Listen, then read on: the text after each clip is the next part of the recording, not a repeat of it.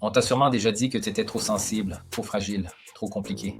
Moi aussi, j'ai entendu ces mots. Pendant des années, j'ai cru que c'était une faiblesse. Mais et si cette sensibilité n'était pas un fardeau? Et si c'était, en réalité, ton super pouvoir? Depuis mon enfance, j'ai ressenti ce décalage. Je percevais les émotions que les autres ne voyaient pas. J'étais révolté par l'injustice.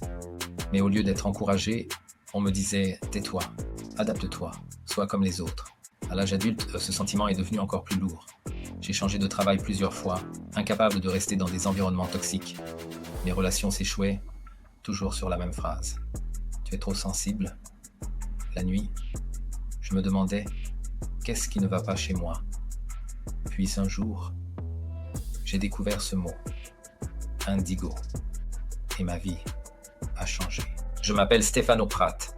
Depuis plus de 10 ans, j'écris sur ces thèmes à travers différents projets. Mon dernier projet est le blog stefanoprat.fr, où je partage cette recherche avec une nouvelle énergie et une nouvelle vision. Et j'ai publié plusieurs livres transformateurs. Un livre transformateur n'est pas un livre ordinaire. C'est un ouvrage capable de déclencher en toi de profonds changements, simplement en le lisant. Il ne s'adresse pas seulement à ton esprit, mais aussi à ton cœur, à ton âme.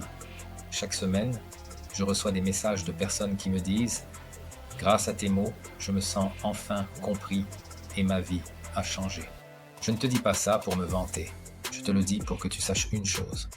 Je connais ce chemin. Je l'ai parcouru et je peux t'aider à le parcourir toi aussi. Comment savoir si tu es indigo? Écoute bien, tu détectes l'hypocrisie et les non-dits. Même quand tout semble calme à l'extérieur, toi, tu ressens ce que les autres cachent. Peut-être que tu as déjà vécu ce moment où tout le monde sourit, mais toi, tu sens la tension dans l'air. Tu perçois cette dissonance invisible et ton cœur sait qu'il y a quelque chose de plus profond.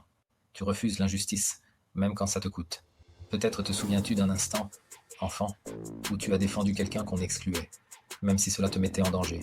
Tu ne pouvais pas faire autrement, ton être ne supporte pas de voir la cruauté.